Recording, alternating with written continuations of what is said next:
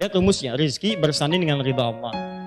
Sedangkan ridha Allah ada pada ibadah. Ibadah membangun kedekatan dengan Allah. Makanya orang yang ibadah mendapatkan ridha Allah, ridwanullah, yabtaguna fadlan minallahi wa ridwana. Quran surah ke-48 ayat 29. Muhammadur Rasulullah walladzina ma'ahu asyidda'u 'alal kuffar rahama'u bainahum tarahum ruk'an sujada yabtaguna fadlan minallahi wa ridwana. Ya, kamu lihat umat Nabi Muhammad itu ada tanda-tandanya. Apa tandanya? Mereka keras pada setiap hal yang menyimpang dari ketentuan syariat. Tegas maksudnya. Mereka sayang dengan orang-orang yang mendekat kepada Allah. Dan mereka rajin sholat. Ketika sholat itu ruku dan sujud, mereka memohon kepada Allah. Dan keutamaan dan keriduan dari Allah. Jadi ketika antum sholat itu sedang ibadah. Begitu antum ibadah mendapatkan ridha Allah. Orang yang dekat dengan ridha Allah maka dekat dengan Allah Subhanahu wa ta'ala. Ya, dari mana taunya Ustadz? Buka Quran surah kedua ayat 172. Quran surah kedua ayat 172. Ini rumusnya begini, rizki bersanding dengan keridhaan Allah. Ridha itu ada pada ibadah. Ibadah mendekatkan diri kepada Allah. Ibadah ini bagian dari amal soleh. Setiap orang ibadah menunjukkan dia sedang beramal soleh. Sedangkan amal soleh bersanding dengan kalimat iman. Makanya ketika Allah menyebutkan kalimat iman, amal soleh.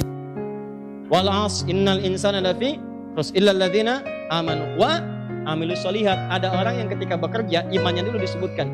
Al-Baqarah ayat ke-172. Ya ayyuhalladzina amanu, imannya dulu. Kulu min thayyibati ma razaqnakum. Silahkan kamu tinggal makan. Ikhtiar sedikit, cari makanan. Ikhtiar sedikit, nanti kami yang siapkan. Ma razaqnakum, kami yang siapkan untuk rezeki, bukan kamu yang capek mencarinya. Beda dengan Quran surah kedua ayat 168, paling kanan sebelah bawah. Quran surah 2 ayat 168 itu tipikal orang pencari aja, manusia umum. Yang kadang-kadang melupakan ibadah. Ya ayyuhan nasu kulu mimma fil ardi halalan thayyiban. Hai manusia, kalau pengen makan silakan kerja. Jadi kalau cuma kerja aja silakan kerja, dapat makanan. Cuman antum lelah, kerja, lelah silakan kerja, dapat antum kaya. Rumus kaya itu bukan sholat, rumus kaya itu kerja. Tapi kalau antum pengen keberkahan dalam pekerjaan dan makanan antum, pengen keberkahan dalam harta antum, dekati Allah. Berkah itu sedikit tapi manfaatnya banyak. Yang dilihat itu bukan banyaknya, manfaatnya. Percuma untuk dapat banyak-banyak gak ada manfaat, tersiksa diri antum. Mobil dikoleksi, mobil sport, Lamborghini, ada lagi yang Ferrari, ada yang macam-macam, dikumpulin semua. Garasi, dipakai enggak? Pagi-pagi keluar cuma ingin aja. Orang tidur malam-malam enak, dia manasin mobil, malam-malam. Ya kadang-kadang bayar taksi buat balapan. Ngapain subuh-subuh orang sholat dia ketiduran? Hidupnya mau dipakai apa? Siangnya kerja, manasin mobil, istirahatnya kapan? Ya, ayo, jadi cara berpikirnya dirubah dulu tuh. Antum tuh kerja itu buat apa? Kalau kerja itu buat ibadah, maka Allah akan mudahkan urusan antum. Bahkan ada orang-orang yang belum lulus dimudahkan oleh Allah. Dimudahkan. Ya insya Allah, nggak usah pesimis masalah rezeki. Rezeki sudah diatur, surga antum yang belum teratur. Ya. Maka dari itu, insya Allah, teman-teman sekalian, yuk ikhtiar. Ya kemudian ibadah dengan baik. Cara yang paling gampang, dekati Al-Quran. Al-Quran itu kalau sudah ada dalam jiwa antum, maka itu diantara wasilah untuk memudahkan rezeki datang. Al-Quran. Bu ya, ibu punya anak usia 4 tahun, hafal Quran bu, demi Allah saya katakan rezeki anak itu akan langsung dimudahkan oleh Allah. Bahkan Anda akan mendapatkan 1 di antara 7 rezeki yang utama. Itu ada di Quran surah 17 ayat ke-31. Itu ada rezeki yang Allah berikan pada anak-anak, orang tuanya dapat langsung. Anaknya yang dapat, orang tuanya kebagian. Kata Allah, wala taqtulu auladakum khasyata imlaq. Kamu jangan bunuh anak kamu karena takut kamu miskin. Jangan jadikan anak sebagai beban, jangan anggap itu beban, jangan. Kata Allah, kalau kamu tahu, saya berikan rahasia. Nahnu narzuquhum wa iyyakum. Ada 1 jenis rezeki yang saya berikan kepada anak-anak, orang tuanya bisa ikutan. Apa di antaranya? Dekatkan anak antum dengan Al-Quran. Begitu anak antum jadi ahli Quran, antum dapat kebagian rezekinya.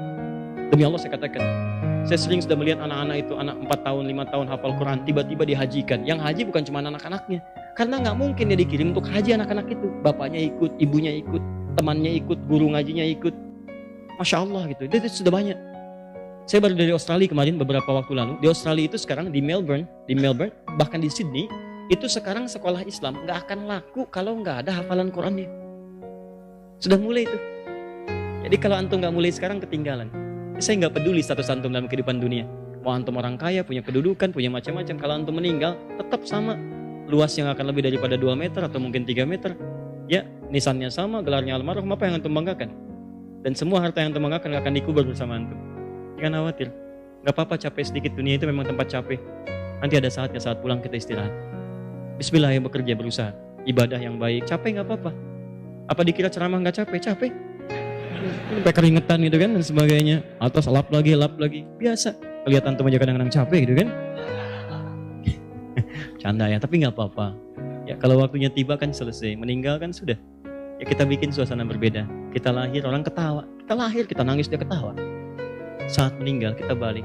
Kita yang ketawa, mereka yang menangisi kepergian kita. Kita rubah kalimat. Dan kita tunggu janji Allah Subhanahu wa taala. Orang-orang dulu tuh menunggu janji Allah. Dan mereka siap. Ada yang mujahid, jihad aja. Ada yang di medan perang, ada yang majlis ilmu, ada yang sholat dan mereka menanti kematian. Begitu sudah tiba tuh senang gitu pulang. Dunia biasa kok. Ya, jangankan antum, yang lain juga banyak punya masalah. Semua punya masalah. Dan masalah itu dibuat untuk mendapatkan pahala.